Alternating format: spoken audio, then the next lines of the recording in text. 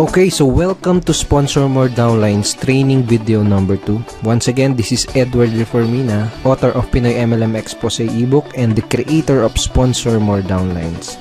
Again, thank you so much for watching our last video, yung ating training video 1. And maraming salamat din sa mga nag-like and sa mga nag-comments, maraming salamat din. And dun sa mga nag-post ng mga question sa comment box sa baba, maraming salamat din sa inyo. And hindi ko pa nasasagot lahat ng mga tanong, pero I will try my best na sagutin lahat yung mga questions nyo. Once again, in this 3-part video training series, ituturo ko sa iyo yung mga secret sponsoring strategies na nadiskubre at natutunan ko na tumutulong sa akin para makapag-sponsor ng up to 23 direct downlines every single month. Ang pinaka-goal ko sa training series na to is ma-share sa iyo at maituro sa iyo yung ilan sa mga sponsoring strategies na yun, and hopefully is magamit mo din siya sa business na ginagawa mo ngayon para makuha mo yung mga resulta na gusto mong makuha. Okay? Dun sa first video, pinag-usapan natin yung mga common problems na nararanasan ng mga Pinoy networkers. And sa video 1, tinuro ko din sa iyo kung paano ka makakapag-save ng valuable time mo, ng effort at ng pera by learning how to sort out or learning how to pre-qualify your prospects. And dun sa video number 1, binigyan din kita ng ilang mga lines na magagamit mo para malaman mo kung qualified ba yung prospects na kinakausap mo. Okay? Dito naman sa video number 2, ang mga pag-uusapan natin ay yung mga common MLM myths, number 1 challenge yung mga Pinoy networkers, and tuturo ko din sa iyo kung paano mo sasagutin yung top 3 most common MLM objections. Okay? So, una natin pag-usapan ay yung common myths o yung mga maling akala ng mga networkers. Ito yung mga myths na pinaniniwalaan ng mga Pinoy networkers na pumipigil sa kanila para maging successful at para magkaresulta. Okay, ano yung mga myths na yun? Una, hindi ako makapag-sponsor dahil wala pa akong resulta o hindi pa ako kumikita. Madalas mong maririnig to sa mga networkers. Kadalasang marinig mo sa kanila is hindi ako makapag-recruit, hindi ako makapag-sponsor, o wala pa akong downlines kasi hindi pa ako kumikita o kaya wala pa akong resulta. Isa to sa mga myth na pinaniniwalaan ng mga networkers, kaya madalas mo itong maririnig sa kanila. Okay? Pangalawang myth is maraming tao ang negative ang tingin sa network marketing. Karamihan ng networkers ang nasa isip nila, lahat ng taong kinakausap nila ay negative. Lahat ng kamag-anak nila ay negative sa network marketing. Okay? Isa yan sa mga myth na pinaniniwalaan ng mga networkers. Pangatlo, hindi ako makapag-recruit dahil hindi ako magaling mag-convince. Isa to sa madalas na marinig mo sa mga, even in my team, my personal team, tsaka sa mga networkers na from other companies na nakakausap ko, madalas ko narinig ito. Karaniwang sinasabi nila ay hindi ako nahihirapan ako sa business ko, hindi ako makapag-sponsor kasi hindi ako magaling mag-convince. Okay? So, ito yung tatlong maling akala or common myths na pinaniniwalaan ng mga networkers. Mamaya babalikan natin itong mga common MLM myths na to, pero ngayon gusto ko munang ipakita sa iyo yung ginawa ko couple of weeks ago. Basically, nag-survey ako sa 1,000 mahigit na Pinoy network marketers from different MLM company. Doon sa survey na yon, may tanong na, ano yung pinakamadalas na objection na nakuha mo mula sa mga prospect mo? Okay, ito yung mga nagisagot nila. Ang pinakamataas na sinabi ng mga Pinoy networkers na kadalasan natatanggap nila mga objections sa ito, wala akong pera. Okay, 21%. And pumangalawa is yung pyramiding ba yan, which is 18%. And pumangatlo, na pinakamadalas na nakukuha nilang objections is ito.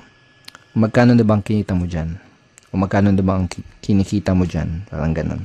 Kung titignan mo yung resulta dito sa survey na to, makikita mo na related yung mga objections na natatanggap ng mga Pinoy networkers dito sa mga common MLM myths na pinaniniwalaan ng karamihan networkers. Okay? For example, ito. Hindi ako makapag-sponsor dahil wala pa akong resulta. Kaya iniisip ng mga networkers na totoo to dahil kadalasan na tinatanong sa kanila ng mga prospects ay yung objection na magkano na bang kinita mo dyan. Pwedeng ganito yung nangyari. May prospect kang kinakausap, in-explain mo sa kanya yung opportunity o kaya dinala mo siya sa opisina niyo para panoorin yung BOM. Ngayon, after niyang ma-explainan, nagtanong siya sa'yo, nagbigay siya ng objection na magkano na bang kinikita mo dyan?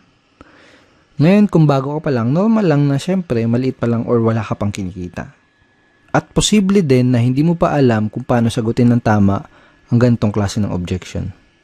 Ngayon, kung hindi siya sumali, ang magiging thinking mo ngayon, ang papasok ngayon sa isip mo, ay hindi siya sumali kasi hindi pa ako kumikita. Ay hindi siya sumali kasi maliit pa lang yung kinikita ko. Ay hindi siya sumali kasi wala pa akong resulta. Okay na gets mo? Yung pangalawa, tingnan natin. Maraming tao ang negative ang tingin sa network marketing. Posible din na may prospect ang kinakausap na explainan mo na siya. And then, nagbigay siya ng objection na pyramiding ba yan? Ngayon, kung hindi mo alam sagutin ng tama tong objection na yan, hindi mo siya mapapasali. Ngayon, ang thinking mo ngayon, ang iniisip mo ngayon, naku, daming negative sa network marketing. Lahat ng kinakausap mo negative sa network marketing. Pero ang totoo, hindi mo lang alam sagutin yung objection na yun ng tama. Pangatlo, itong wala akong pera. See, dito sa Common MLM Meets, hindi ako mapag-recruit dahil hindi ako magaling mag-convince. Possible na may prospect ang kausap, sinabi niya na wala akong pera, maganda yung opportunity, pero wala akong pera. Ngayon, dahil wala siyang pera, hindi mo siya napasali. Posibleng pumasok sa isip mo na hindi ko siya napasali kasi hindi ako magaling mag-convince. Ganun. So, related itong mga common MLM objections na to doon sa common MLM myths na pinaniniwalaan ng mga networkers. Ibig sabihin, walang katotohanan itong mga paniniwala na to, itong mga myths na to, kaya nga myth, di ba? Dulot lang to ng mga objections na madalas itanong sa ating mga networkers. Okay? Itong mga myths na to, dulot lang yan ng mga objections na hindi alam sagutin ng tama. Kung isa ka sa mga networkers na dating naniniwala dito sa mga yan, I'm here to tell you na walang katotohanan ng mga yan. Ang kailangan mo lang gawin ay alamin kung paano sasagutin yung mga objections na nagdudulot nitong mga maling paniniwala na to. Number 1 challenge ng mga networkers ay yung mga prospect objections. So, sa mga challenge nila ay yung mga objections na binabato at binibigay sa kanila ng mga prospects na kinakausap nila. Dahil sa mga objection na yun, kadalasan nagkakaroon sila ng maling paniniwala, nagkakaroon sila ng maling beliefs about sa network marketing business nila. Ang solusyon para ma-solve yung challenge na yun is to master handling objections. So, bakit ba natin kailangan ma-master ang pag-handle ng mga objections? Kung gusto mo talagang mamaster ang pag-sponsor o pagre-recruit, kailangan mong mamaster ang pag-handle ng lahat ng mga common MLM objections. Period. Napakadaming networkers kasi ang nagfe-fail dahil hindi nila alam kung paano mag-handle ng mga common objections. At ang masama pa, madaming mga networkers ang walang idea kung paano i-handle ang mga objections ng kanilang prospects. Ganito kasi yan, kahit gaano pa kaganda ang pag-present mo ng business mo, okay, kahit gaano pa kaganda yung pag-present mo ng product mo, lahat ng prospect, kahit interesado na yan, sigurado ay may katanungan at objections pa din yan bago siya magkaroon ng final na decision. Normal lang kasi talaga yon. Pero itong masakit. Kapag hindi mo nasagot ng tama ang mga questions at objections ng mga prospects mo, hindi mo pa din sila mapapasali. Tanungin kita, nangyari na ba sa iyo yung may prospect ang kausap, tapos sigurado ka na sasali siya, okay, pero hindi naman nag-join pagkatapos mo ma-explainan? Usually, nangyayari yung ganun dahil sa mga objection na hindi nasasagot ng tama. Ito yung mga dahilan kung bakit kailangan mong mamaster ang pagsagot sa lahat ng mga common MLM objections. So, ang goal ko sa video na to is tulungan ka at ituro sa'yo kung paano mo sasagutin itong top 3 common MLM objections. Itong pinag-usapan natin kanina, itong result dun sa sa survey na ginawa ko sa mahigit 1,000 networkers na pinakamadalas na natatanggap nilang objections. Itong wala akong pera, pyramiding ba yan, at magkano bang kinita? Magkano na bang kinikita mo? Or magkano na bang kinita mo? I created a training ebook for my team, and ang title ng ebook na yan is Objection Crusher. Objection Crusher. Paano mo dudurugin yung mga objection na matatanggap mo? Parang ganun yung konsepto. So basically, ipapakita ko sa iyo yung mga tinuro ko dito sa loob ng ebook na to, kung paano sasagutin itong top 3 common MLM objections na to. Okay, ngayon andito tayo ngayon sa loob ng mismong Objection Crusher training ebook. So ito yung mismong loob ng ebook.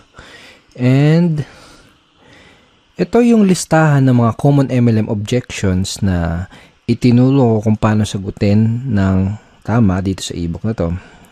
Kasama sa list itong Kasama sa list ng mga common MLM objections ay ito, magkano bang kinikita mo dyan? Pag-isipan ko muna, yayaman ba ako dyan? Pyramiding ba yan? Networking ba yan? Networking ba to? Mahal ng investment, wala akong pera, wala akong time, alam ko na yan, hindi ko linya yan, etc. So, ang unang ituturo ko sa'yo kung paano sagutin ng tama ay yung magkano na bang kinikita mo dyan. Alright? So, bago ko ituro sa'yo kung paano sagutin ito, kailangan mo maintindihan na karamihan ng mga prospect na nagbibigay na ganitong klaseng objections ay hindi naman talaga nila gustong malaman kung magkano yung eksaktong kinikita mo. Okay? Dahil ang tunay na dahilan ng objection na yun, ang talagang gusto nilang malaman, ang deeper reason ng objection na yun ay gusto nilang malaman kung totoo ba yung opportunity na ina-offer mo. Gusto nilang malaman kung may mga kumikita ba talaga dyan sa company mo. O baka naman nag-aksaya ka lang ng pera dyan at hindi mo nabawi yung in-invest mo dahil natatakot sila na mangyari sa kanila yung ganun. Natatakot sila na baka pag nag-invest sila ay hindi bumalik yung in-invest nila. So yun yung ilan sa mga tunay na gustong malaman ng prospect mo. Gusto nilang malaman kung totoo ba yung opportunity mo. Sa madaling salita, gusto nilang ng pruweba. Okay? Sa madaling salita, gusto nila ng social proof or proof na may kumikita sa opportunity mo. So, yun yung talagang gusto nilang malaman. And another thing is maraming paraan para sagutin itong objection na to. Pero itong paraan na ituturo ko sa'yo dito sa ebook na to is yung pinaka-effective based on my personal experience and in my opinion, ito yung pinaka-effective, hindi lang effective, pinaka-cool at pinaka-relax na paraan para sagutin itong objection na to. Okay, so paano ba sasagutin itong objection na to? So for example, may kausap ka na prospect, tinanong ka niya, magkano na bang kinita mo dyan? Ang isasagot mo, magkano ba yung gusto mong madinig para maging interesado ka? Okay? O kaya, magkano ba yung gusto mong madinig para maging interesado kang tignan yung opportunity na to? O kaya naman, magkano ba yung gusto mong madinig para ma-impress ka? Okay, sa una, kailangan ng konting lakas ng loob kung gagamitin mo tong lines na to. Kumbaga, kailangan ng konting posture. Okay? Sa una, baka medyo mailang ka pa. Kaya sa una lang yon, kapag paulit-ulit mo na siyang ginamit, medyo masasanay ka na din. Kapag sinabi mo sa prospect, wag mo din kalilimutan na mag-smile ng konti para hindi ka magmukhang maangas or hindi ka ma-misinterpret nung kinakausap mo na nagyayabang. Alright? Okay, so ang mangyayari kapag tinanong mo to sa prospect mo, magbibigay siya sa iyo ng figure or ng amount and hindi mahalaga kung hindi mo pa kinikita yung halaga na sasagot ng prospect mo. Kailangan lang ay may mga alam kang success stories from your company dahil gagamitin mo yung mga istorya or mga stories or kwento ng mga successful person in your company doon sa sagot mo. Okay? Kung wala kang alam ng mga storya ng mga successful upline sa company nyo, ang gawin mo, manood ka at makinig ng mga business presentation nila dahil most of the time, kinukwento nila yung storya nila kung paano sila nagsimula, kung paano sila naging successful. Okay? So, make sure na manood ka ng mga business presentation or business talk ng mga successful upline sa company nyo. So, parang ganito yung magiging flow ng pag-uusap nyo ng prospect mo pag sinagot mo na yung objection na yun. Okay? So, prospect, magkano ba ang kinikita mo dyan? Ikaw, magkano bang gusto mong madinig para maging interesado kang tignan maigi itong business na to? So, for example, sinagot niya 30,000 o kaya kung ano man, kung 50,000, 100,000, 1 million, kung ano man yung sagot niya, kung kumikita ka na ng ganun, sabihin mo lang, great, yan ang kinikita ko dito. Gusto mo bang ituro ko sa'yo kung anong ginawa ko? Yun lang. Kung hindi mo pa kinikita yung sinabing figures ng prospect mo, ang sasabihin mo lang is ito. Well, basically, kakasimula ko pa lang sa business na to, kaya hindi ko pa nare-reach yung ganyan level ng income o hindi ko pa naabot yung ganyang income. Pero let me tell you about blank kung sino yung tao na gusto mong ikwento sa kanya na kumikita na ng ganyan dito sa company na to.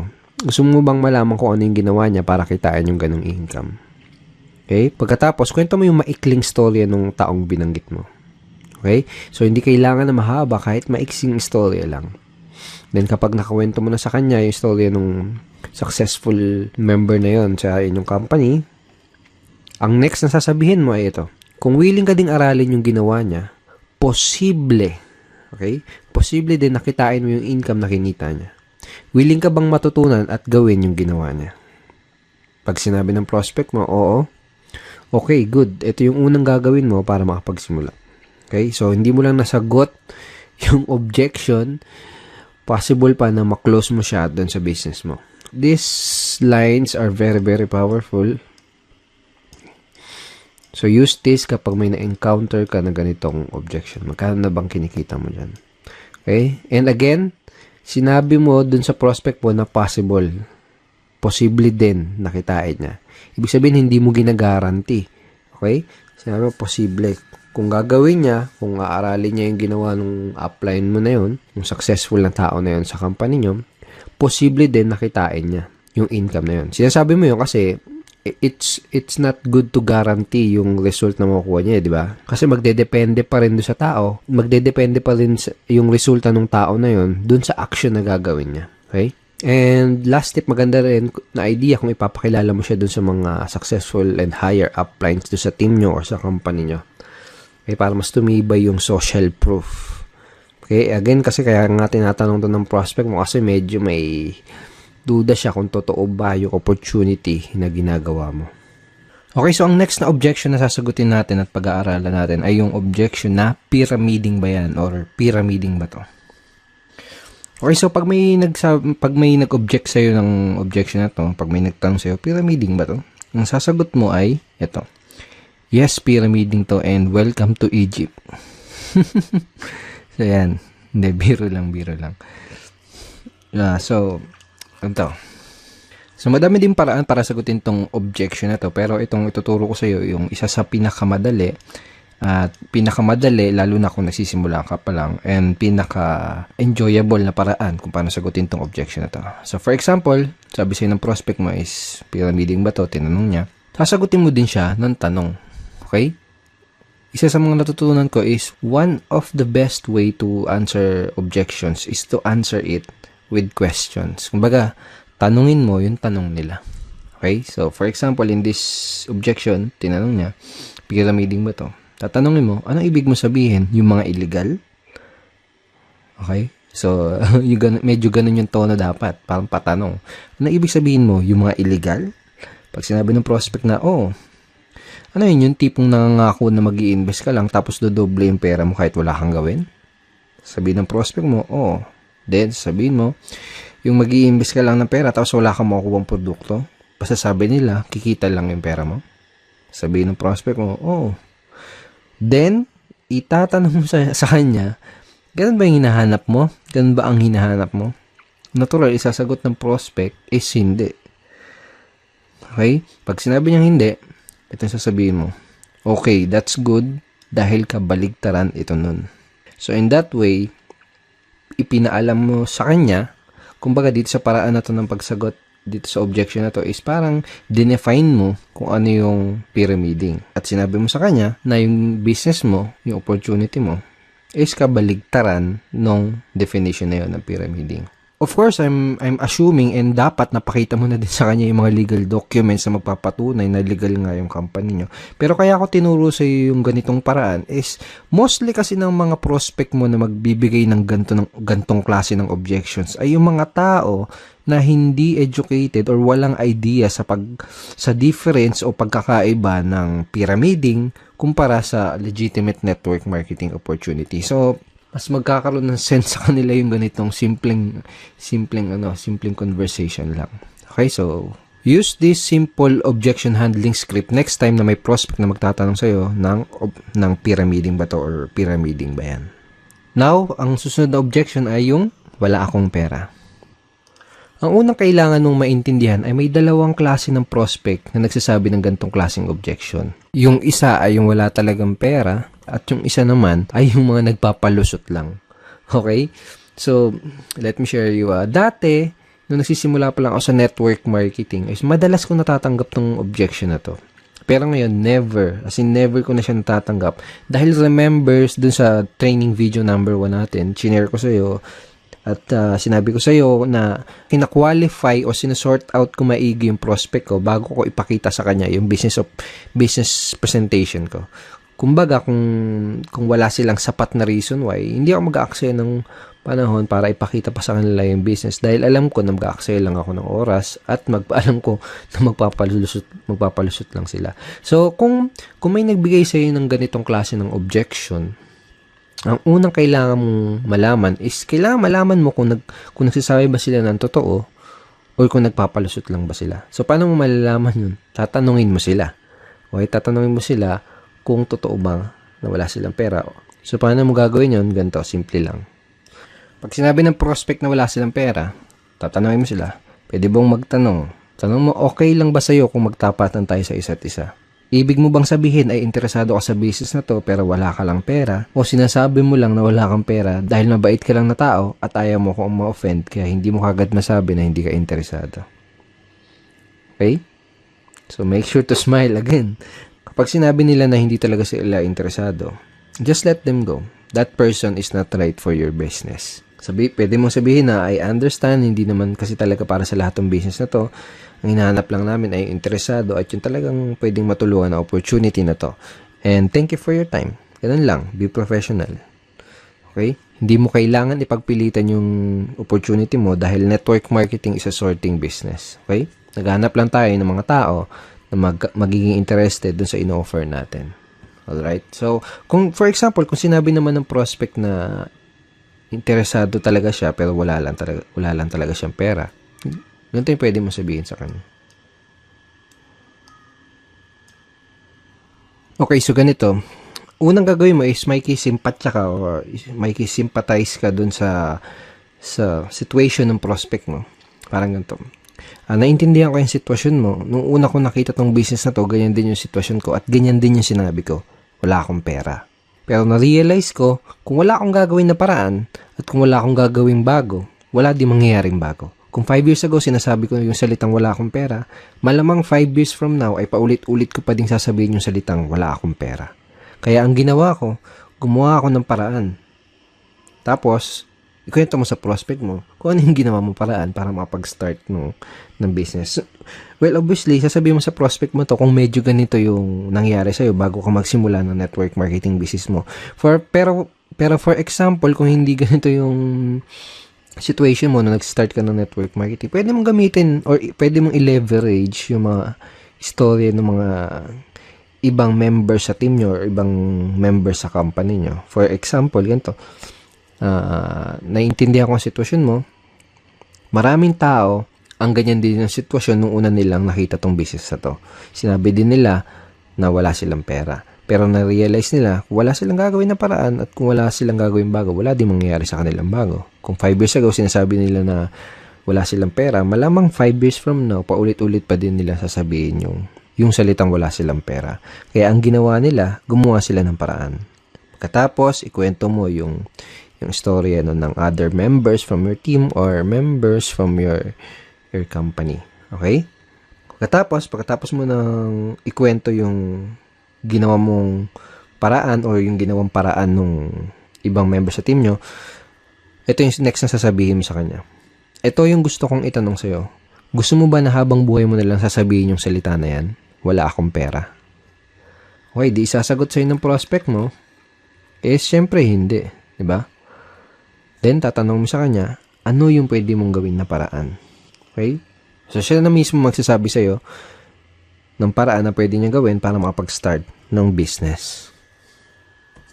So, simple lang, di ba? Kayang-kayang i-apply. Okay? So, use this scripts, use this way of handling objection next time na may magsasabi sa'yo ng objection na wala silang pera. Of course, kailangan mo practicein yan. Sa unang bagsak mo, sa unang best mo gagamitin yan, medyo magkakamali-mali ka pa. Okay? Okay? It takes practice. Natural lang yun. Sa unang magkakamali ka. But use it ng paulit-ulit para masanay ka and na ma-internalize mo yung pinaka-approach or yung strategy. So, thank you so much for watching our training video number 2. I hope madami kang natutunan at I hope ma-apply mo kagad itong mga bago mong nalalaman sa business mo. Okay? At may isa pa akong good news sa'yo. May ginawa akong free PDF script na pwede mong i-download Okay? Yung download button is nasa baba ng video na to. So, download mo yan. Basically, nakalagay din sa PDF script na yan yung mga objection handling script na pinag-aralan natin dito sa video training number 2. So, download mo yan para ma-review mo palagi yung mga tinuro ko sa yung bago. Sa next training video natin, sa training video number 3, ang mga pag-uusapan natin na ito. Pag-usapan natin yung most important skill na kailangan mong matutunan as a network marketer or MLMer and a direct seller. At yun ay ang closing skill. Okay? And ituturo ko din sa iyo, bibigay ko sa iyo yung super effective closing line na ginagamit ko to sponsor up to 4 downlines in 1 day. Okay? So, matagal ko na ginagamit tong closing line na to and it's very, very effective and very, very powerful. So, don't forget to check your email for our training video number 3. Papadala ko tong training video number 3 sa email mo sa isang araw. Okay? Papadala ko yung link ng training video number 3 sa isang araw. Alright? At kung hindi mo pa nakiklik yung like button sa baba ng video na to, please click like and wag mo din kakalimutan na mag-comment at kung may katanungan ka, kung may any questions ka, i-post mo lang dun sa comment box below this video and I will try my best na sagutin yan personally. Alright? Once again, Edward Reformina here and thank you so much and see you in our training video number 3. Bye-bye.